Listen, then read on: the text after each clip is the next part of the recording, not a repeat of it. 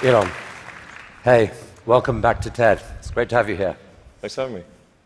So, in the next half hour or so, we're going to spend some time exploring your vision for what an exciting future might look like, which I guess makes the first question a little ironic. Why are you boring? Yeah, I ask myself that frequently. We're trying to dig a hole under LA, and this is to create the beginning of what will hopefully be a 3D network of tunnels to alleviate congestion. So, I mean, right now, I think one of the most soul-destroying things is traffic. It affects people in every part of the world. It takes away so much of your life, and it's horrible. It's particularly horrible in LA. And I think you've brought with you the first visualization that's been shown of this. Can I show this? Yeah, absolutely. So this is the first time, just to sort of show what we're talking about. So there are a couple of key things that are important in having a 3D tunnel network. First of all, you have to be able to integrate the entrance and exit of the tunnel seamlessly into the fabric of a city. So by having an elevator, sort of a car skate that's on an elevator, you can integrate the entrance and exits to the tunnel network just by using 2 parking spaces. And then the car gets on a skate. There's no speed limit here, so we're designing this to be able to operate at 200 kilometers an hour, about 200 kilometers an hour, or about 130 miles per hour. So you should be able to get from, say, Westwood to LAX in 6 minutes, 5-6 minutes. So possibly initially done as like on a sort of toll road type basis. Yeah. Which I guess alleviates some traffic from the surface streets as well. So I think, I don't know if people noticed it in the video, but there's no real limit to how many levels of tunnel you can have. So you can go much further deep than you can go up. The deepest mines are much deeper than the tallest buildings are tall. So you can alleviate any arbitrary level of urban congestion with the 3D tunnel network. This is a very important point. So a key rebuttal to the tunnels is that if you add one layer of tunnels, then that will simply alleviate congestion. It'll get used up, and then you'll be back where you started, back with congestion. But you can go to any arbitrary number of tunnels, any number of levels. But people assume traditionally it's incredibly expensive to dig, and that would block this idea. Yeah. Well, they're right. To give you an example, the LA subway extension, which is, I think it's a 2.5-mile extension, that was just completed for $2 billion. So it's roughly $1 billion a mile to do the subway extension in LA. And this is not the highest utility subway in the world. It's quite difficult to dig tunnels normally. I think we need to have at least a 10-fold improvement in the cost per mile of tunneling. And how could you achieve that? I guess, actually, if you just do 2 things, you can get to approximately an order of magnitude improvement, and I think you can go beyond that. So the first thing to do is to cut the tunnel diameter by a factor of 2 or more. So a single road lane tunnel would, according to regulations, has to be 26 feet, maybe 28 feet in diameter to allow for crashes and emergency vehicles and sufficient ventilation for combustion engine cars. But if you shrink that diameter to what we're attempting, which is 12 feet, which is plenty to get an electric skate through, you drop the diameter by a factor of 2 and the cross-sectional area by a factor of 4. So, and the tunneling cost scales with the cross-sectional area. So that's roughly a half order of magnitude improvement right there. Then tunneling machines currently tunnel for half the time, then they stop, and then the rest of the time is putting in reinforcements for the tunnel wall. So if you design the machine instead to do continuous tunneling and reinforcing, that'll give you a factor of 2 improvement. Combine that and it's a factor of 8. Also, these machines are far from being at their power or thermal limit. So you can jack up the power to the machine substantially. I think you can get at least a factor of 2, maybe a factor of 4 or 5 improvements on top of that. So I think there's a fairly straightforward series of steps to get somewhere in excess of an order of magnitude improvement in the cost per mile. Our target actually is we've got a pet snail called Gary. This is from Gary the snail from South Park. I mean, sorry, SpongeBob SquarePants. So Gary is capable currently he's capable of going 14 times faster than a tunnel boring machine. Okay. You want to beat Gary? We want to beat Gary. Yeah. He's not a patient little fellow, and we want that will be victory. Victory is beating the snail. But a lot of people dreaming about future cities, they imagine that actually the solution is sort of flying cars, drones, etc. You go above ground. Why isn't that a better solution? You save all that tunneling cost. Right. I'm in favor of flying things. Obviously, I do rockets, so I like things that fly. This is not some inherent bias against flying things, but there is a challenge with flying cars in that they'll be quite noisy. The wind force generated will be very high. Let's just say that if something's flying over your head, if there are a whole bunch of flying cars going all over the place, that is not an anxiety-reducing situation. You don't think to yourself, well, I feel better about today. You're thinking, like, did they service their hubcap? Or is it going to come off and guillotine me as they're flying past? And so you've got this vision then, future cities with these rich 3D networks of tunnels underneath. Is there a tie-in here with Hyperloop? Could you apply these tunnels to use for this Hyperloop idea you released a few years ago? Yeah, so we've been sort of puttering around with the Hyperloop stuff for a while. We built a Hyperloop test track adjacent to SpaceX just for a student competition to encourage innovative ideas in transport. It actually ends up being the biggest vacuum chamber in the world after the Large Hadron Collider by volume. It was sort of quite fun to do that, but it was kind of a hobby thing. And then we think we might. So we developed a little pusher car to push the student pods, but we're going to try seeing how fast we can make the pusher go if it's not pushing something. Huh. So, I mean, like, sort of cautiously optimistic we'll be able to be faster than the world's fastest bullet train, even in a 0.8-mile stretch. Whoa. Good brakes. Yeah. I mean, it's either going to smash into tiny pieces or. But you can picture then a Hyperloop in a tunnel, yes, running quite long distances. Exactly. So in looking at tunneling technology, it turns out that in order to make a tunnel, you have to, in order to seal against the water table, you've got to typically design a tunnel wall to be a good to about 5 or 6 atmospheres. So to go to vacuum is only 1 atmosphere, or near vacuum. So actually, it sort of turns out that automatically, if you build a tunnel that is good enough to resist the water table, it is automatically capable of holding vacuum.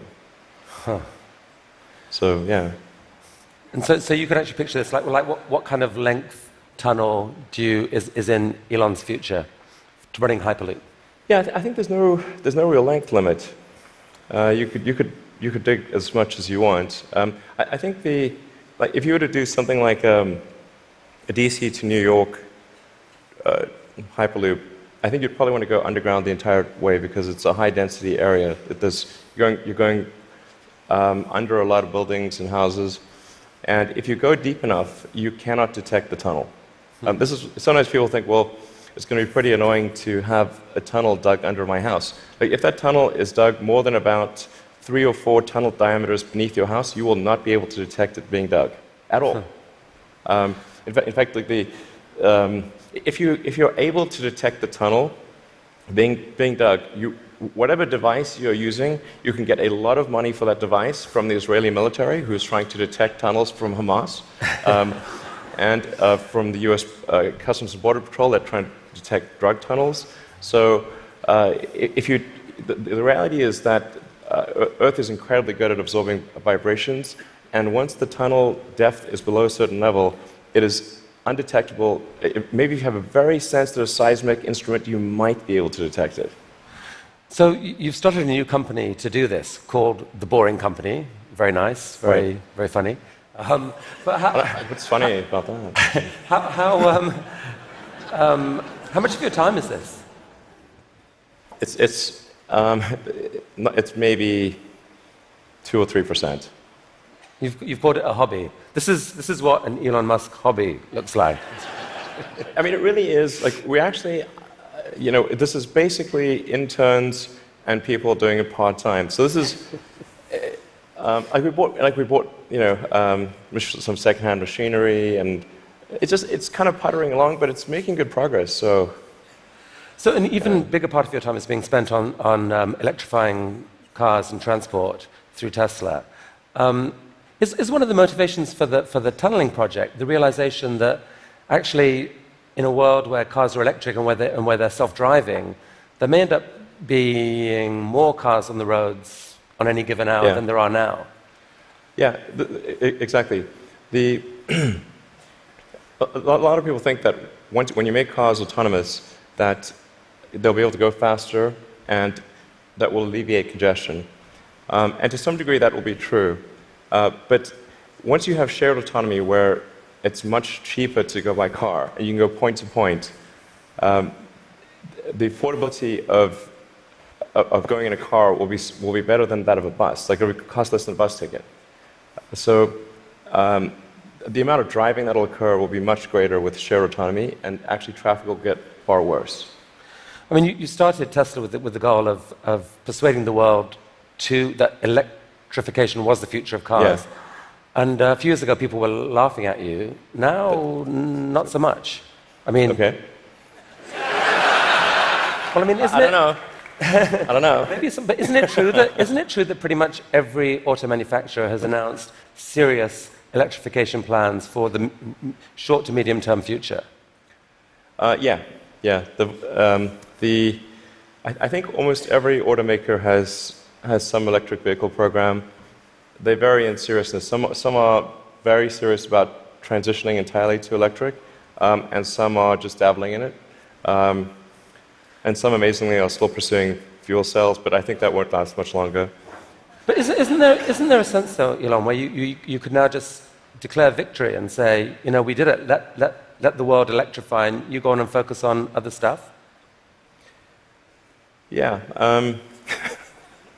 I intend to stay with Tesla as far into the future as I can imagine. And there are a lot of exciting things that we have coming.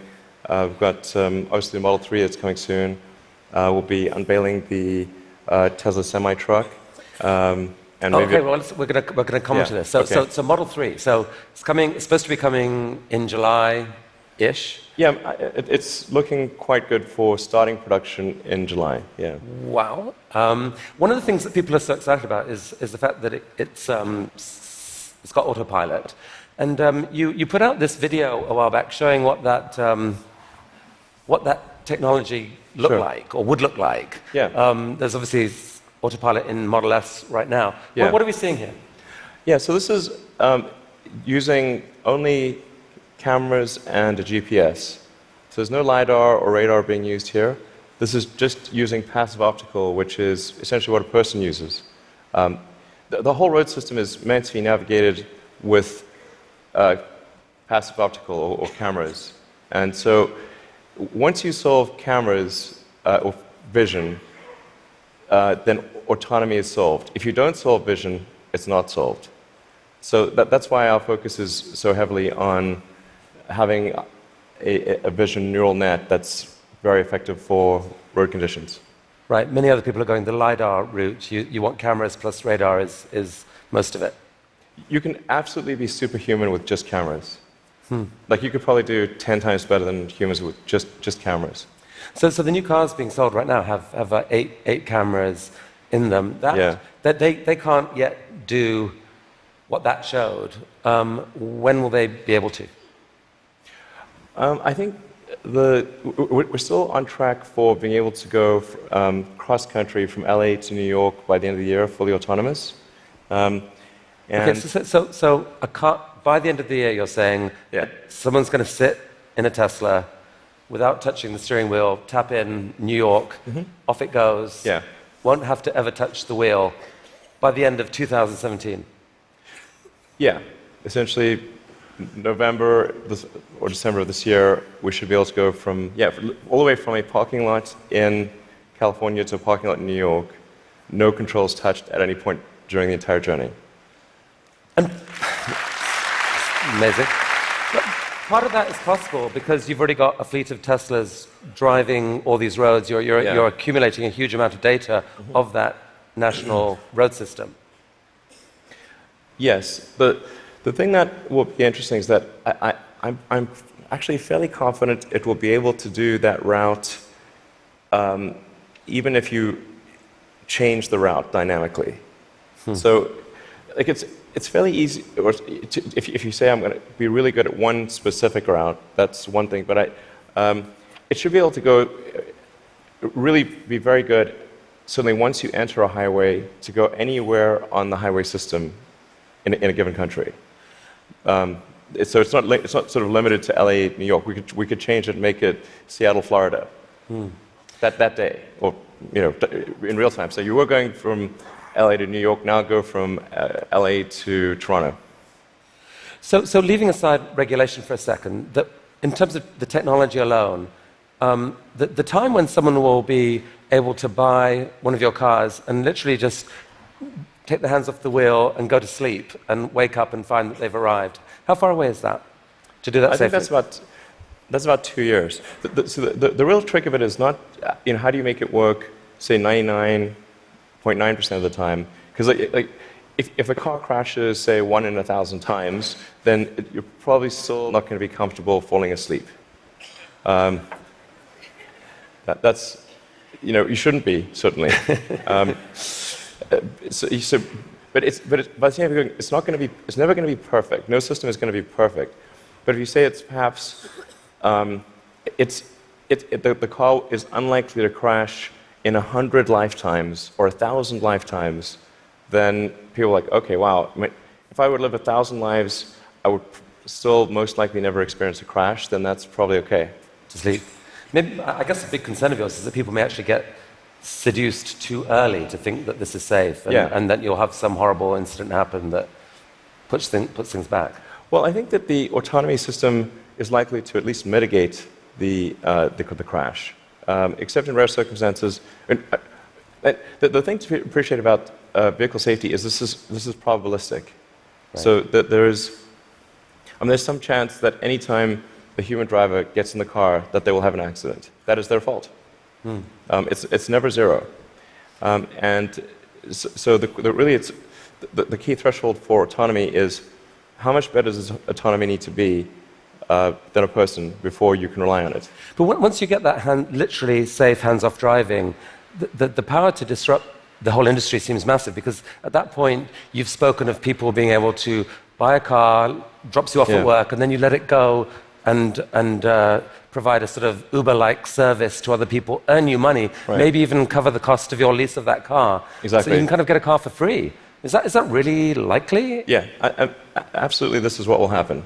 So there will be a shared autonomy fleet where you buy your car and you can choose to use that car exclusively.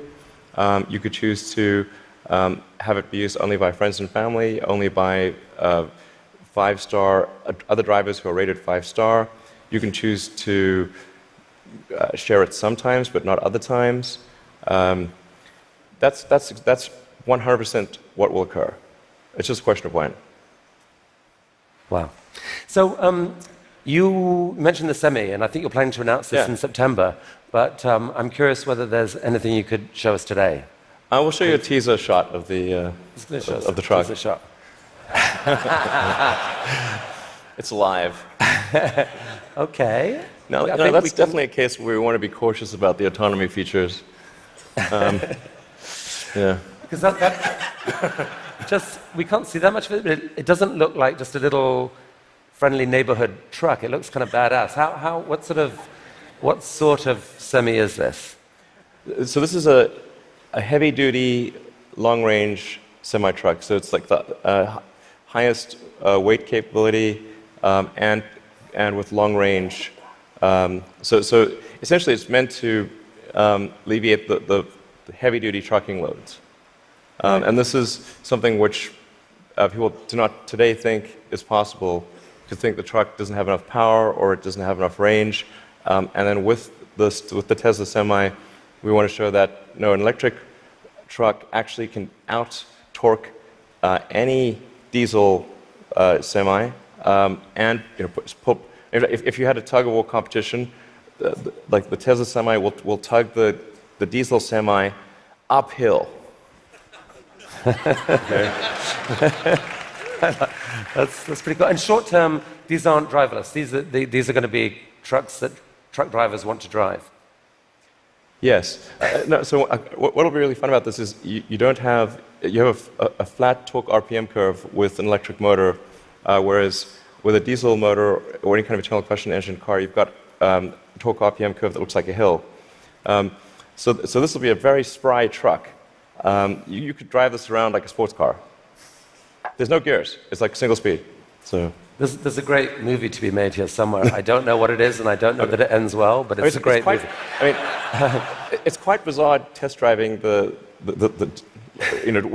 I was driving the test prototype for this truck. It's really weird because you're driving around and you're so nimble, and you're in this giant truck.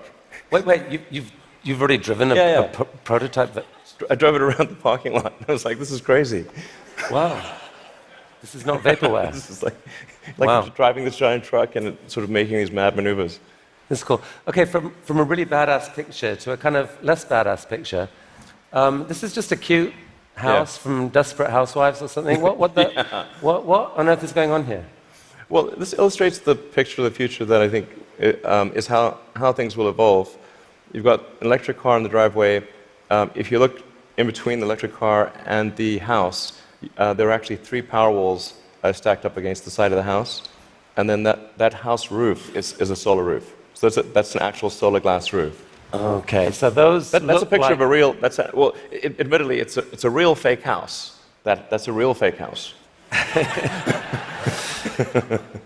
So these roof tiles, some of them have in them basically solar power, the ability to. Yeah, so the solar glass tiles where you can adjust the texture and the color at a very fine-grained level, and then there's sort of micro louvers in the glass, such that when you're looking at the roof from street level or close to street level, all the tiles look the same whether there is a solar panel behind it or a solar cell behind it or not. So you have an even color from the ground level. If you were to look at it from a helicopter, you would be actually able to look through and see that some of the glass tiles have a solar cell behind them and some do not. Right. You put them in the ones that are likely to see a lot of sun. Yes. And that makes these roofs super affordable, right? They're not that much more expensive than just tiling the roof. Yeah. We're very confident that the cost of the roof plus the cost of electricity, that a solar glass roof will be less than the cost of a normal roof plus the cost of electricity. So in other words, this will be economically a no-brainer. We think it'll look great, and it will last. I mean, we thought about like having the warranty be infinity, but then people thought, well, that might sound like we were just talking rubbish. But actually, this is toughened glass. Like well after the house has collapsed, and there's nothing there, the roof the glass tiles will still be there. Okay, so I think you're rolling. It's cool. So you're rolling this out in a couple weeks' time, I think, with four different roofing types. Yeah, we're starting off with two initially, and then the second 2 will be introduced early next year. And what's the scale of ambition here? How many houses do you believe could end up having this type of roofing? I mean, I think eventually almost all houses will have a solar roof. Now the thing is to consider the time scale here to be probably on the order of 40 or 50 years. So on average, a roof is replaced every 20 to 25 years. So, but you don't start replacing all roofs immediately. But eventually, if you say we were to fast forward to, say, 15 years from now, it will be unusual to have a roof that does not have solar. Is there a mental model thing that people don't get here that there's been, because of the shift in the sort of cost economics of solar power, that like most houses actually have enough sunlight on their roof pretty much to power all of their needs. If you could capture the power, it could pretty much power all their needs, right? You could go off grid, kind of. Yeah, it depends on where you are and what the house size is relative to the roof area. But yeah, it's a fair statement to say that most houses in the US have enough roof area to power all the needs of the house. Okay, so the key to the economics of the cars, the these houses, is the falling price of lithium-ion batteries, which you've made a huge bet on as Tesla. In many ways, that's almost the core competency. And you've decided that to really own that competency, you just have to build the world's largest manufacturing plant and kind of double the world's supply of lithium-ion batteries. Yeah. With this guy. What is this? Yeah, so that's the Gigafactory. The progress so far in the Gigafactory. Eventually, you can sort of roughly see that there's sort of a diamond shape overall, and when it's fully done, it'll look like a giant diamond, or that's the idea behind it. And it's aligned on true north. There's a small detail there. And capable of producing eventually 100 gigawatt hours of batteries a year? 100 gigawatt hours. We think probably more, but yeah. And they're actually being produced right now already here, right? Yeah, we're in production already. You guys put out this video. Yeah. I mean, does that speed it up, or? That's the slowed down version. How fast does it actually go? Well, when it's running at full speed, you can't actually see the cells without a strobe light. It's just blur. And one of your core ideas, Elon, about what makes an exciting future is a future where we no longer feel guilty about energy. Help us picture this. I mean, how many gigafactories, if you like, does it take to get us there? It's about 100, roughly. It's not 10, it's not 1,000, most likely 100.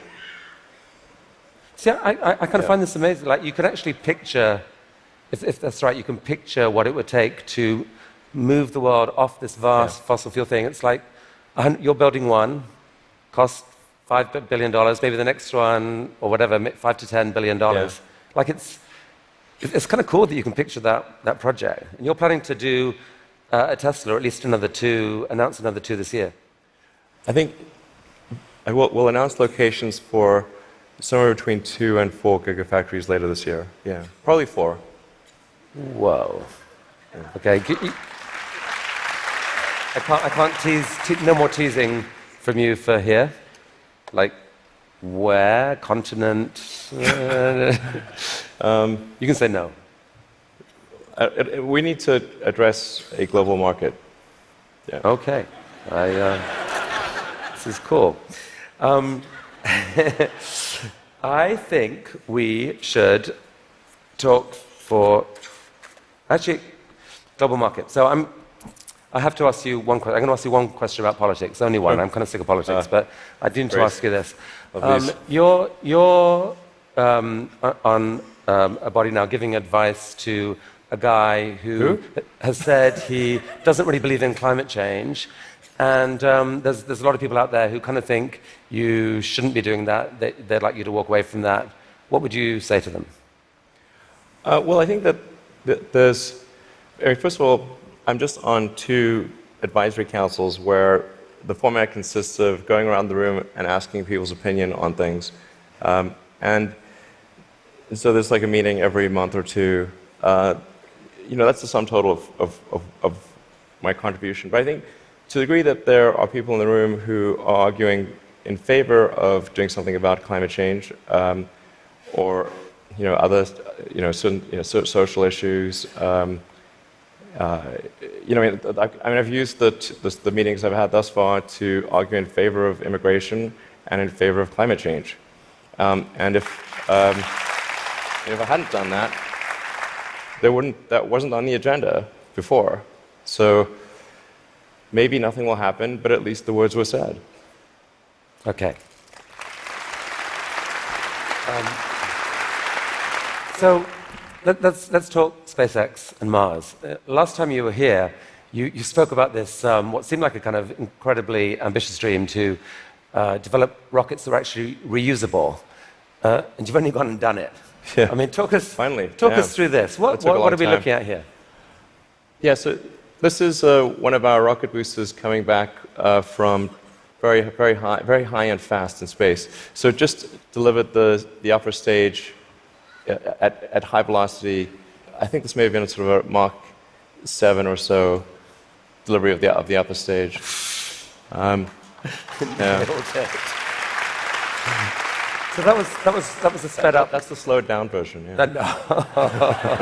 That was the sped up version. But I mean, that's amazing. And several of these failed before you finally figured out how to get to do it. But now you've landed. You've done this 5 or 6 times. I think we're on 8 or 9 or something. Yeah. And for the first time, you've actually reflown one of the rockets that landed. So we landed the rocket booster, and then prepped it for flight again and flew it again. So it's the first reflight of an orbital booster where that reflight is relevant. So it's important to appreciate that reusability is only relevant if it is rapid and complete. Right. So like an aircraft or a car, the reusability is rapid and complete. You do not send your aircraft to Boeing in between flights. Right. So this is allowing you to dream of this really ambitious idea of sending many people to Mars in 10 or 20 years time, I guess. Yeah. In the next 20 years. And you've designed this outrageous rocket to do it. Help us understand the scale of this thing. Well, I think visually you can see that's person. Yeah, and that's the vehicle. So if that was a skyscraper, that's like a 40. Did I read that? 40 stories. Yeah, maybe a little more. Yeah. The thrust level of this is really this configuration is about 4 times the thrust of the Saturn V moon rocket. 4 times the thrust of the biggest rocket humanity ever created before. Yeah. I mean, as one does. Yeah. I mean, in units of 747, 747 is only about a quarter million pounds of thrust. So so there are for every 10 million pounds of thrust, there's 47. So this would be the thrust equivalent of 120 747s, with all engines blazing. And so even with a machine designed to escape Earth's gravity, I think you told me last this thing could actually take a fully loaded 747, people, cargo, everything, into orbit. Exactly. This can take a fully loaded 747 with maximum fuel, maximum passengers, maximum cargo on the 747. This can take it as cargo. So based on this, you presented recently this interplanetary transport system, which is visualized this way. And this is a scene you picture in 30 years' time, 20 years' time? People walking into this rocket. I mean, I'm hopeful it's sort of in the 8 to 10 year time frame. Aspirationally, that's our target. Our internal targets are more aggressive, but I think,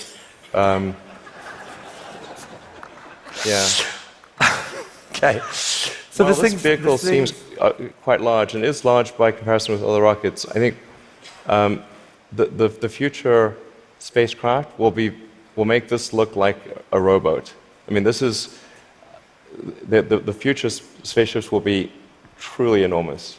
Why, Elon? Because why do we need to build a city on Mars with 1 million people on it in your lifetime, which I think is kind of what you've said you'd love to do.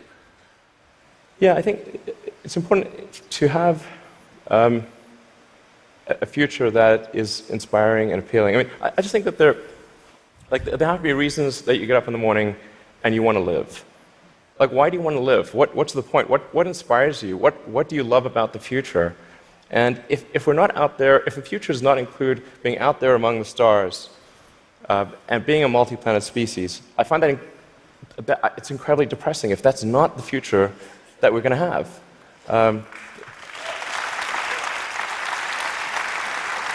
People want to position this as an either-or, that there are so many desperate things happening on the planet now, from climate to poverty to, you pick your issue.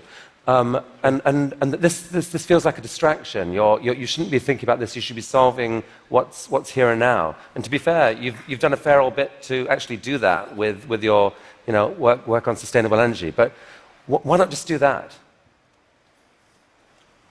Well, I think I look at the future from a standpoint of the probabilities. It's like a branching stream of probabilities. And there are actions that we can take that affect those probabilities, or that accelerate one thing or slow down another thing, introduce something new to the probability stream. Sustainable energy will happen no matter what. If there was no Tesla, if Tesla never existed, it would have to happen out of necessity. It's tautological. If you don't have sustainable energy, it means you have unsustainable energy. Eventually, you'll run out, and the laws of economics will drive civilization towards sustainable energy inevitably. The fundamental value of a company like Tesla is the degree to which it accelerates the advent of sustainable energy faster than it would otherwise occur. So when I think what is the fundamental good of a company like Tesla, I would say hopefully it does. If it accelerated that by a decade, potentially more than a decade, that would be quite a good thing to occur. That's what I consider to be the fundamental sort of aspirational good of Tesla. Then there's becoming a multi-planet species and spacefaring civilization. This is not inevitable. It's very important to appreciate this is not inevitable. The sustainable energy future, I think, is largely inevitable, but being a spacefaring civilization is definitely not inevitable. If you look at the progress in space, in 1969 we were able to send somebody to the moon. 1969. Then we had the space shuttle. The space shuttle could only take people to low Earth orbit.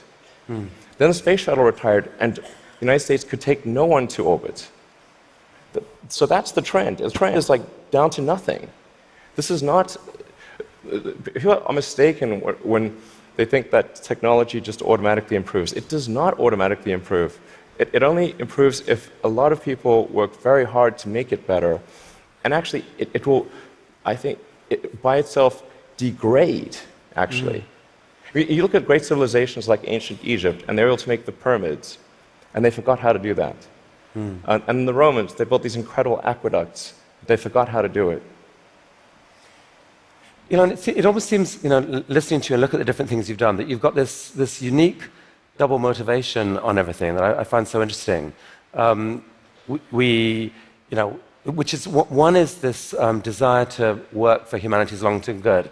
The other is this desire to do something exciting, and it's often it feels like you feel like you need the one to drive the other. With Tesla, you want to have sustainable energy, so you make these super sexy, exciting cars to do it. Solar energy, we need to get there, so we need to make these beautiful roofs. We haven't even spoken about your newest thing, which we don't have time to do, but you want to save humanity from bad AI, and so you're going to create this really cool brain-machine interface to give us all infinite memory and telepathy and so forth. And on Mars, it feels like what you're saying is, yeah, we need to save humanity and have a backup plan, but also we need to inspire humanity, and this is a way to inspire. I think the value of beauty and inspiration is very much underrated, no question. But I want to be clear. I'm not trying to be anyone's savior. That is not the. I'm just trying to think about the future and not be sad. Beautiful statement.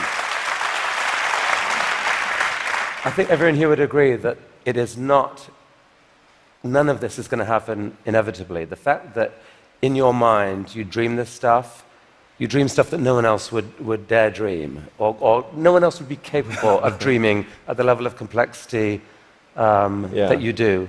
The fact that you do that, Elon Musk, is a really remarkable thing.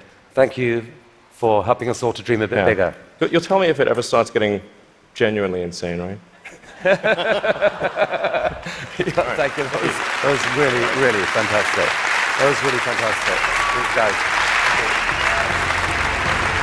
Thank you.